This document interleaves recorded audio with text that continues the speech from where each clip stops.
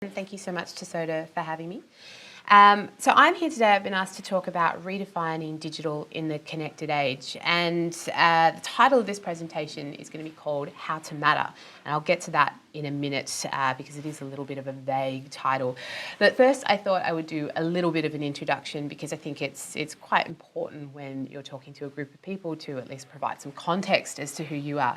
So my name is Jennifer Tucker. I work as a strategy director for an agency in Australia called Deepend. And in Deepend, I am based out of our Melbourne office. We have offices in both Sydney and Melbourne. And Melbourne's quite known for lots of different things. And I know that I'm talking to an international audience here today.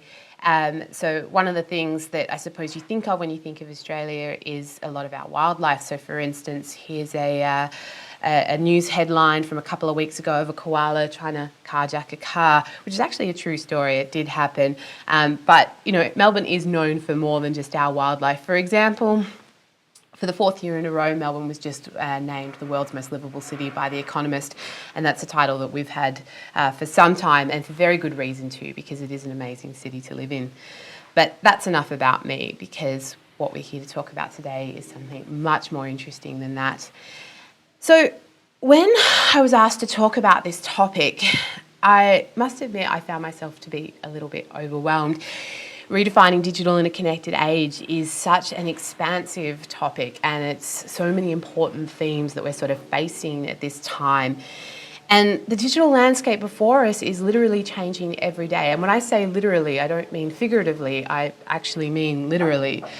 Technology, consumerism, health, education, literally every type of business vertical that we're in has already faced enormous challenges or is continuing to face them every single day because of digital. But no one of those things is more profound than the impact that it's had upon human behaviour. And so I wanted to take this opportunity to talk about something that I think is probably one of the most important things, which is, as we're moving into this connected age, how as a brand or as a product and service, how are you going to ensure that you matter in 5 years' time, in 2 years' time, to your consumers, to your base? So I've broken my presentation up into a range of sections, and the first section, part one, I've given the title, What is Digital? And I need to sort of stop there for a second, because when I was talking to my team about this presentation, they were making a joke at me saying, are you going to put a dictionary definition up there of what is digital? Yes, I am.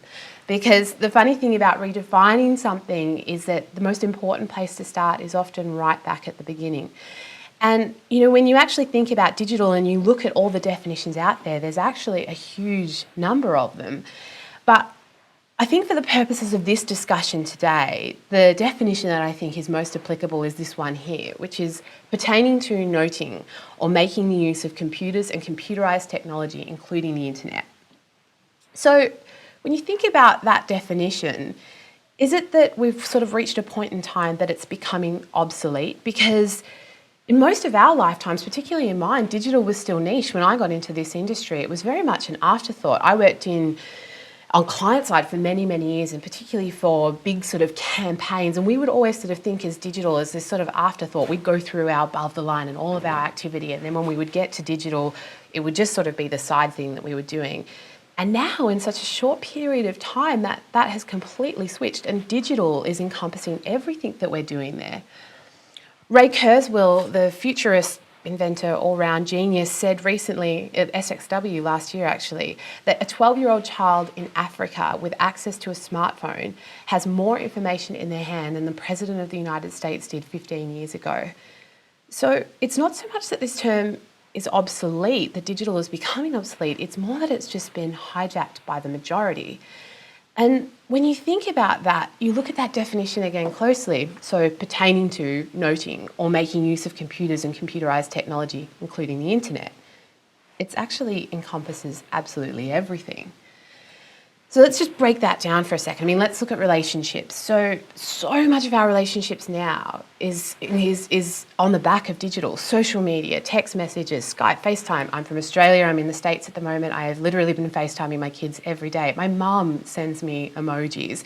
It is literally digital how we stay in touch with people now. When we look at gaming, the way we game, the way we gamble, it would be hard to find an industry that has been more shaped and more defined by digital and has benefited more from the rise of digital in recent years. Let's look at business. I mean, literally, digital has smashed the concept of the 9-to-5 business model. We are now online, we are accessible 24/7, which has its downsides as well as its upsides. I mean, email, e-commerce, Google Hangouts. Business has changed fundamentally because of digital. Consumerism, I mean, how many billions of dollars do we spend every single day online? I'm going to use this little analogy here. In Australia, we have Australia Post, which is the postal system in Australia. And for the last couple of decades, it's really been struggling to hold itself up as a business and make any kind of profit. And they've brought in specialists from all over the world to try and fix this problem and try and reinvigorate and innovate the business. And after millions of dollars on all this strategy and R&D, the thing that turned Australia Post around was ASOS. Because in 2 short years in Australia, Australia Post went from being a letter-sending business to a package delivery system, just like FedEx. So consumerism and online consumerism is having this massive impact. We look at things like government. I mean, sure, there is a lot of room for improvement when it comes to digital and governments, but they're certainly trying to bring themselves into the modern age and offer services for people online. Media, I mean, my God, obviously, everything is digital in terms of the way that we consume media, our music, our movies, our entertainment, it's all there. Healthcare, education, all of these things. I mean, healthcare is a really, really interesting one in that from 2015 onwards, that's the space to watch. We sort of, this wearable technology will probably be the biggest thing to impact preventative healthcare in our lifetimes. So all of these things, these cornerstones of how we live our lives, perhaps it's not so much a matter of that we need to redefine digital, but rather our place within digital. And so with that, I'm going to move on to part 2 here, which I've called, it's a bit of an ominous sounding title actually, I've called it The Ages. So the concept of an age is a really, really interesting one. So we look over at the Stone Age and the Bronze Age and the Iron Age, the Agricultural Age, the Industrial Age, the Information Age. And each of these ages we're defining by the technology they use. So this quote by Reed Hastings, the Stone Age, Bronze Age, Iron Age, we define these entire periods of humanity by the technology they use. But the Stone Age was 2.5 million years in length. I mean, evolution, humanity, our whole concept around communities, all this happened during that time. But ultimately, we've just defined this existence down to this one tool that they use, the stone. So 2.5 million years, you think about that. How is it that we took 2.5 million years to get out of the Stone Age and yet only 60 years to get from the Information Age into now this connected age, this digital age? And what's the difference between them? And that was a question that I really had to sort of research when I was doing this piece because, obviously we know this phrasing sort of around the connected age and it's becoming a part of our everyday vocabularies, but what is the difference? How is it really that different from the Information Age that started off in the 1960s? And this particular slide, I think, is something that really, really defines it and distills it down. So I'm just going to go through this quickly. When you look at the Information Age, the focus was on product. When you're looking at the connected age, our focus is on service. When you look at Information Age, it was about manufacturing. We all know the impact that that's had recently. And now, on the other side of that, it's about customer experience. This is a big one, and I'm going to come back to this later on, but in the Information Age, the focus was very, very much on ownership. And as we move into the connected age, it's all about access. And those are 2 incredibly important things there. We measured ourselves on efficiency in the Information Age, and in the connected age, we're measuring ourselves on effectiveness. We operated in silos as opposed to now the focus of everybody is to try and be cross-functional. This is an interesting one around external rewards. In the Information Age, it was all about external rewards. And I remember when I started my career, it was very much about my job title and how much money I was being paid and how much I felt that I was being valued and my rewards and awards that I was winning at work. But as we move into the connected age, particularly you see this so strong with the whole millennial entrepreneurial movement, it's actually about intrinsic motivation. The idea of external rewards doesn't really exist so much as about what you feel inside is important to you and following those passions. It was the individual versus the social that we have now. And finally, it was this idea around isolation in the Information Age versus connections and connectedness now in the connected age.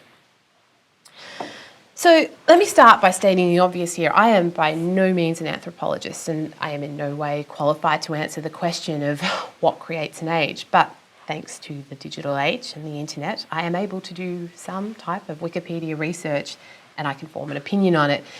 And so when you ask that question, what creates an age, I think the big thing that it comes down to is necessity. Necessity. So the need to share. At the moment today, we're sending around 500 million tweets per day. It's almost an incomprehensible number. We think that we can understand that volume, but it's really actually hard to. Now, a lot of those we could put down to almost self-obsessed rantings, but Twitter has brought down governments. It's decided who's going to win elections. It's saved lives in emergencies. I mean, just look at what happened with the Arab Spring. There's that need to engage. We send around 1 billion emails every single day, and that's about decisions made and time saved. I saw this fantastic meme the other day that was, I just survived another meeting that could have been an email. So true. But it's also the modern day equivalent to letter writing. I mean, my grandparents send me emails. And we also know that elections can be decided on the back of emails too. Just ask Hillary Clinton about that at the moment. But there's also the need to connect. 4.5 billion likes on Facebook every single day. And that is actually an incomprehensible number. But at least it's nice to know that we like so many things every day. But it only helps to confirm that our need to feel connected to people is just growing and growing. So this is the part of the presentation where I start getting a bit philosophical. Because when you think back to the Stone Age, we once belonged to families, and then we created the wheel, and then we were able to move around. And so then from there, we belonged to communities. And then we started building nations. And we had countrymen, and our identity was very much made up in that. But then we went into space, and the internet was born, and the possibilities became infinite. And that's an amazing thing right there, but it's had a big impact on identity, because the only problem with being a part of something so big is that you do start to feel very small. And this can in turn make our need to connect with people stronger than it's ever been, potentially in all those eons of time. So I suppose with that, you can sort of say it's welcome to the connected age, and it sort of is a good summary of how we got there. So moving on to part 3 of this, and this is the part where my user experience team got very, very excited. I've called this "The User is Steering the Ship." So a little over 15 years ago, a business decided to make this statement the cornerstone of its business. Focus on the user and all else will follow. And as we can see, that quote was made by Google, and it seems to have worked out quite well for them. But that idea of putting the user first is really just another version of the customer is always right. It's concepts of business that we have always had and that are very, very important. But we also know that if we're really honest with ourselves, in my role, in your role, in everyone's role, and whether you are the owner of a corner store or whether you are the CEO of a massive company, it can be a really difficult thing to implement. Moving on to another image that's possibly one of my favourite ones out there, and I'm sure we've all seen it many times before. This idea of, I do have an adoration for any sort of image that can represent a quite complex concept. So you've got this park here, and this is how I explain user experience to my mum. The one path is design, and the second path is user experience. But what this image really means is that wherever we look, and whether it's simply a park, or whether it's in a product that's been designed or a piece of technology, the basic fundamentals of user experience are often ignored. And it's not that that's done intentionally. I think that it's just that we make an assumption that user experience is something that's easy to define because we're all users and we cannot help but look at how we ourselves would use the product. But the thing is, I'm sure that the vast majority of you, no matter where you work, have a user experience team now. I mean, we've seen that sort of trend in the last 5 to 10 years just grow exponentially. But the thing is that user experience is no longer really just part of the process. It's actually the end game. That's what it all comes down to. So I'm going to play this quick video here, and I'll just touch on it a second at the end. So UX strategies start with executive intent. The executive might want to go into a new market or increase conversion or migrate customers to digital channels. The UX strategy then determines how customers will be motivated to change their behavior, and it designs the cross-channel solution to create a coherent, aligned ecosystem Without motivation of customers and a big picture design, we just end up hoping if we build it, they'll come. And hope is not a strategy. So I've edited that clip down to a very small part. I really strongly recommend that anyone who's looking for some great insight into UX and why user experience is the end game, go and visit their website. It's up there on the screen. They are a lot more eloquent about the subject matter than I. However, I really just want to hone in on one thing here that I suppose just touches to my core, and that is actually the phrase, if we build it, they will come. And it's something that as a strategy director, I encounter all the time with our clients. They have this amazing idea, a genuinely really, really good idea, and they invest all this money on let's build it, but they don't really invest any money on actually working out how we're going to get people there and how are we going to ensure that for those individuals that it meets their individual needs, which is very different than a mass market need. Hope really does not equal a strategy. A strategy equals a strategy. And a strategy comes from understanding your user, what they want, why they want it, and how they're actually going to use it. Got a couple of stats here, and I've tried to limit these because I can go a bit crazy when it comes to statistics, but 88% of online customers are unlikely to return to a website if they've had a bad experience. Let's just think about that. That's almost 9 out of 10 people. And we all know how hard it is to get them back once they've had a bad experience. You know, that app that your company or your agency spent a year working on and maybe $100,000, well, 50 million apps are downloaded every single day. And of those 50 million, 95% of them are abandoned within 1 month.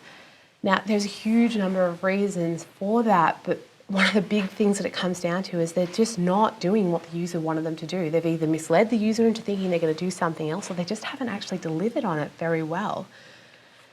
And so it's not all bad news. And I want to use one object that we all have in our phones. We all have in our pockets. We all have in our hands. We use them every single day. The phone, the mobile phone. Let's just look at that for a minute. So the phone was originally created to make phone calls.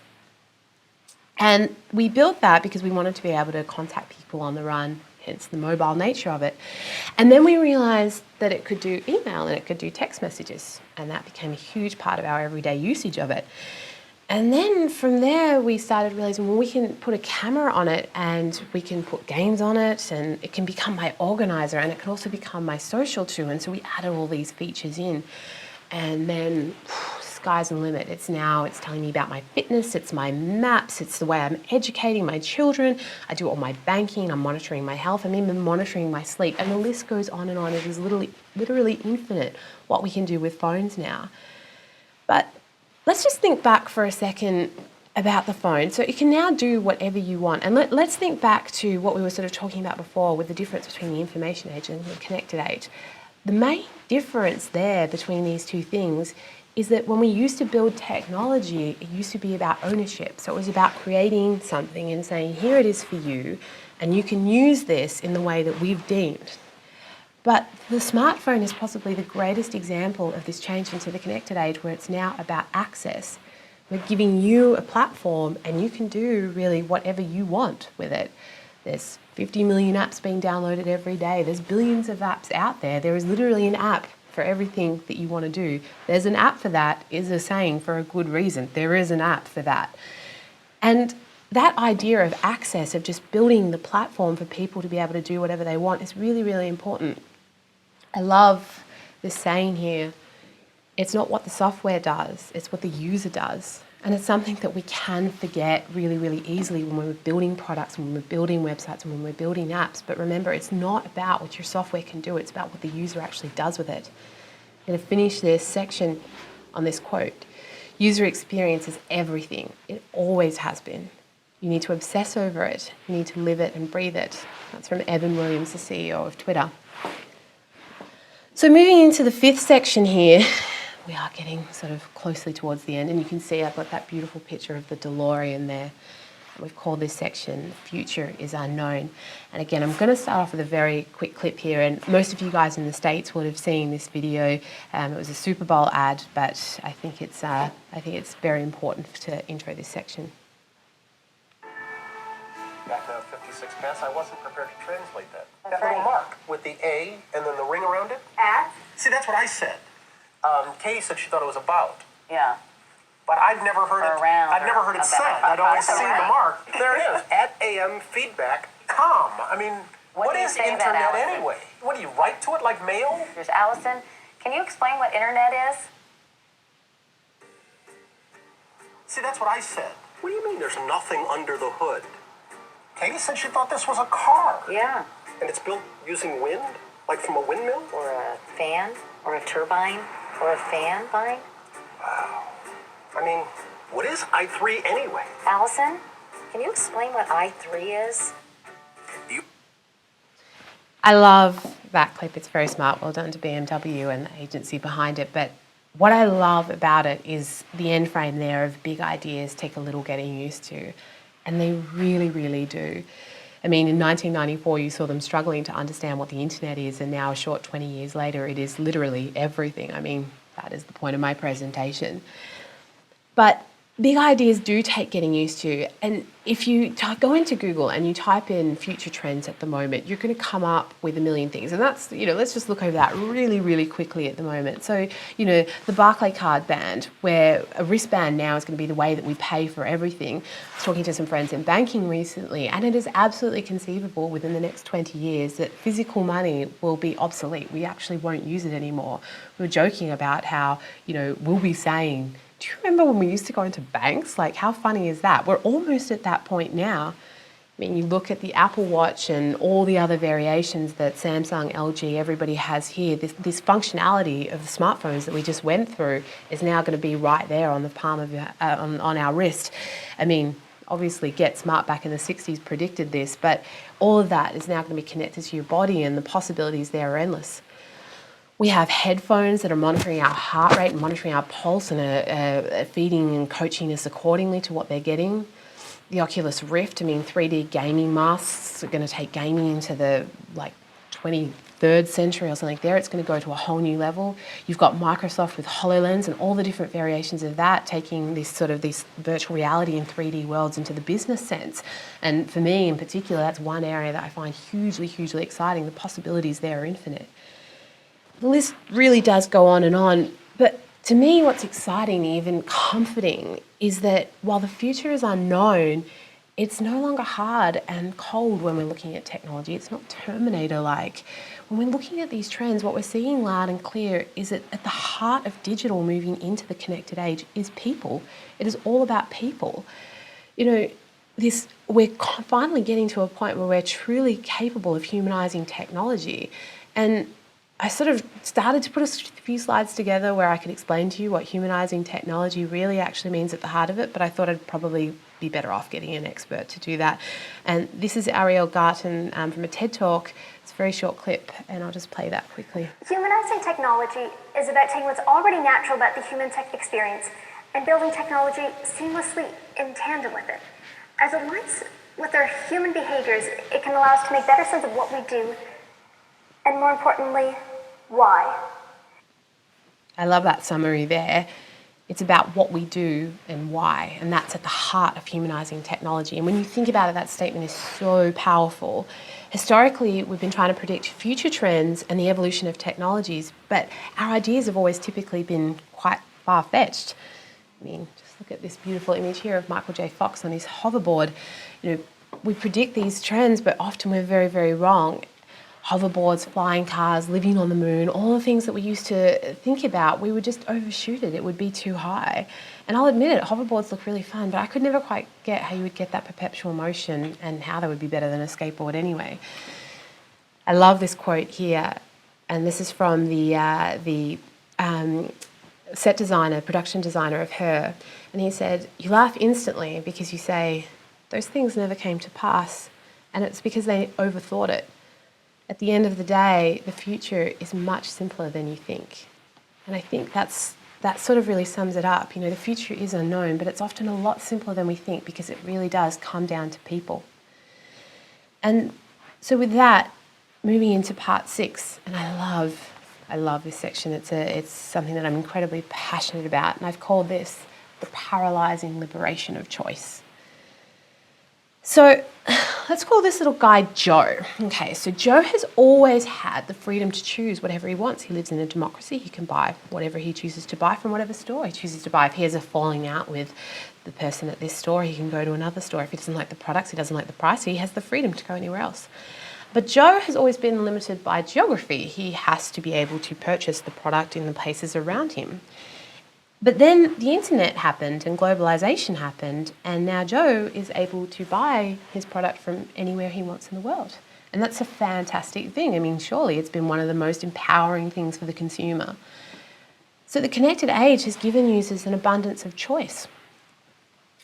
So I'm going to tell this little story here, and as you can see, it's a bit of a funny image there. I've got a supermarket aisle full of bread.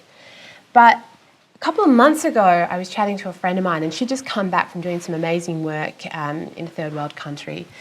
And she'd been away for about 6 months, and she flew in at night and then woke up the next morning and decided that she wanted to go and make some peanut butter toast. And so she went down to her local supermarket. She got peanut butter and she went into the bread aisle. And she stood there just staring at all this bread, and eventually after about 10 minutes just left feeling completely and utterly overwhelmed. And it's funny, in my lifetime when I was younger, bread was really wholemeal, white, multigrain. And now you go into the supermarket and you have literally 200 different loaves of bread and gluten-free and this kind of wheat and pumpkin seed and quinoa, and the list goes on and on. And so choice is a funny thing when you think about it. It's amazing because you get to choose. You get to choose whatever product you want. You get to choose what you wear. You get to choose all those things. But on the flip side of that, you also have to choose. And I'm going to use this quote here from Barry Schwartz, who was the author of a book called The Paradox of Choice. It's an amazing book. When people have no choice, life is almost unbearable. As the number of choices increase, the autonomy, control, the liberation this variety brings is powerful and positive. But as the number of choices keeps increasing, the negatives escalate until we become overloaded, and at this point choice no longer liberates but debilitates. And Barry, I mean, he's done a TED talk on this, he's done many, many different things, but it really is an interesting sort of concept when you start to think about that choice, without it, we lose all sense of democracy, we lose all sense of individuality about who we are. But when you have too much of it, it can be overwhelming. And when you think back to what we were talking about of these ages and going into the connected age, as our world's grown, as they've expanded, and we have all this freedom to choose, our sense of identity sort of starts to get a little bit lost there. But let me be very clear about this and what I'm saying. Choice is not a bad thing. It's a fantastic thing. It's just that it's not always an easy thing to do. Our quest for identity as individuals in this day and age is why choice is so important, because the brand of shoes that I wear, the smartphone that I have, whether I'm a Samsung person or whether I'm an Apple person, the type of chicken that I buy, whether it's organic or whether it's, from a farm, right down to the glasses that I wear, anything, the type of thing that I'm drinking, all of these little choices, big and small, is what makes up who we are. They represent small pieces of our identity. I love this image, this little guy, because at the end of the day, our choices are how we show the world who we really, really are. And so with that, I'm sort of coming into the conclusion of this around how to matter, all these different topics that I've talked about that might seem really disparate, but they are coming to a point. So when I started to pull together this presentation, I thought that the smartest thing I could do was talk to some really smart people. And luckily for me, I work with a lot of really smart people. So I talked to our creative team and I said, how do you think brands are going to matter moving into the future? And of course, they're designers. They said it comes down to aesthetics. It comes down to how you visually are representing your brand. People respond to beautiful things. People respond more to the visualization of your brand than they do to any statement you can make. And this is true, they do. And when I talked to our user experience team, you guessed it, they said brands will matter in the future if they put the user first. And as you can see, that did really resonate with me. I talked about that in this presentation, and it's very, very true. And when I talked to our technology team, well, they talked about the importance of investing properly in technology and in your infrastructure, and that brands really need to do that if they're going to survive in the future. Our analytics team, They said it's 100% going to come down to big data and personalisation, and they're probably true too.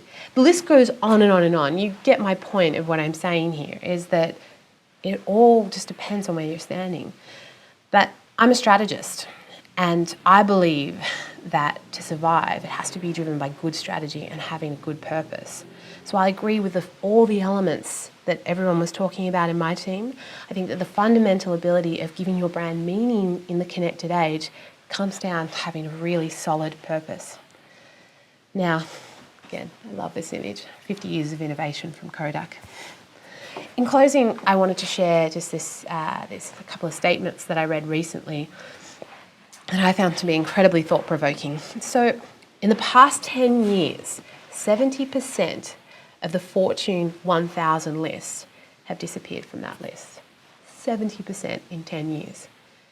We live in an era that has been referred to as digital Darwinism, a time where technology and society are evolving so quickly that corporations just cannot keep up with that change. And that's almost sort of depressing in a way. When you think back to the 1950s, the life expectancy of a company that was on the Forbes 500 list was 75 years. That seems pretty reasonable if you're on the Forbes 500 list, 75 years. Now, if you're on that same list, 15 years. 15 years is your life expectancy. And that's all about how quick time is going in this space. And so it's really, really important to remember that no company is too big to fail. But what we've also seen out of this entrepreneurial age is that no company is too small to succeed either. So I suppose for me, distilling all of this information down, what it all really comes down to for me is that we talk a lot about disruption at the moment. And when you look at those sort of stats around all the different companies that have just absolutely sort of failed in this connected age and can't resonate with their customers anymore, I think what we're moving into is that moving away from disruption. Don't disrupt, participate.